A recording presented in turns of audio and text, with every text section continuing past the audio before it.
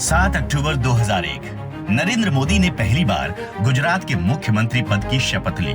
उस समय राज्य कच्छ भूकंप से उबरने की कोशिश कर रहा था और विकास के नए रास्तों की जरूरत थी।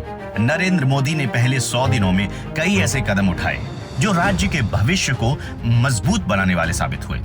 शुरू के दिनों में तो भूकंप कच्छ में आया हुआ था, तो फर्स्ट प्रायोरिटी कच्छ के अर्थक्वेक को कैसे हैंडल करना और उसमें रिहैबिलिटेशन का काम जो चल रहा था, उस रिहैबिलिटेशन के काम को किस तरह से स्ट्रीमलाइन करना।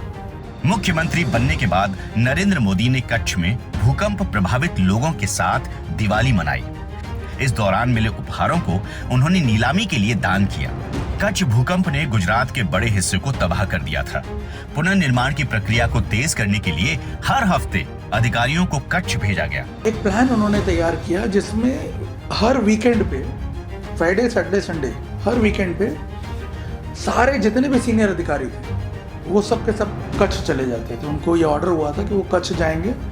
हर एक को एक तहसील और एक ब्लॉक जो है वो अलॉट कर दिया गया था और वहाँ जाकर के वो इमीडिएटली ग्राउंड पे डिसीजन लेंगे। राज्य के विकास की दिशा तय करने के लिए हर विभाग से योजनाओं की जानकारी ली गई।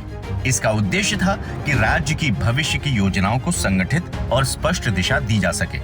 That was the first day. Tell me about your issues and tell me how you want to conduct yourself. So that is how these seminars were conducted, and after 2 or 3 presentations of the department, we got used to it, and then we knew that this is what Honorable CM wants and this is how we have to deal. Then he said that look, these seminars are not seminars alone. There are whatever is decided here will be converted into government GRs, means GOs. In other states we call them government orders.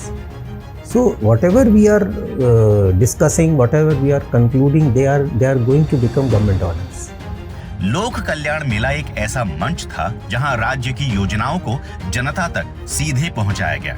इसका उद्देश्य था सरकारी योजनाओं को सुलभ बनाना और सुनिश्चित करना कि जरूरतमंद लोग इनका लाभ उठा सके। लोक कल्याण मेला नाम के एक बहुत बड़ी मुहिम का जन्म हुआ और मुझे याद है जब पहला लोक कल्याण मेला बनासकांठा जिले में करने का निर्णय हुआ और एक इतनी बड़ी ब्रांड बन गई कि बहुत सारे राज्यों ने उसका अनुसरण किया।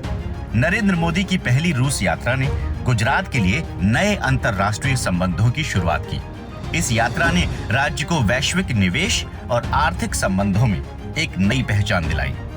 Narendra Modi ji, as Chief Minister of Gujarat, was a member of that delegation. And why was he a member of that delegation? Because a new initiative had started of connecting Indian states with states in Russia.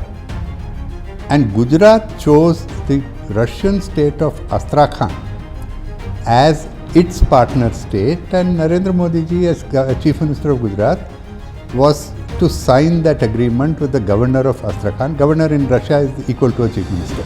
Narmada का पानी साबरमती तक पहुंचाना किसानों के लिए एक बड़ी राहत थी।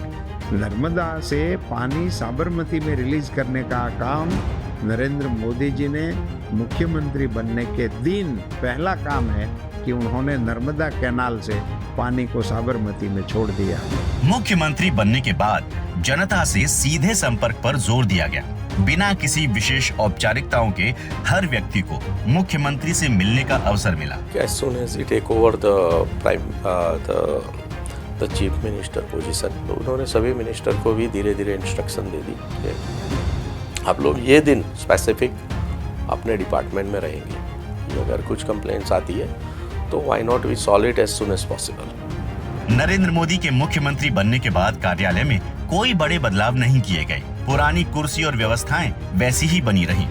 ये उनकी सादगी और काम पर ध्यान केंद्रित करने का प्रतीक था। सत्ता उनके लिए दिखावा नहीं बल्कि जिम्मेदारी का माध्यम थी। ऐसा नहीं लगना चाहिए कि भाई किसी को चेंज करके हम वो विलास करने आए हैं कि कोई माहौल में आए हैं। तो सुबह 7 बजे, रात को 10 बजे कोई ना कोई काम ऐसा करना चाहिए जो पब्लिक के बीच जाए।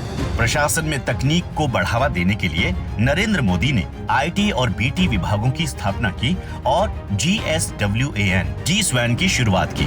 ये दूरदर्शी निर्णय न केवल विकास की राह पर राज्य को आगे ले गए बल्कि इसने हर गुजरते दिन के साथ नए अवसरों और उम्मीदों को भी जन्म दिया।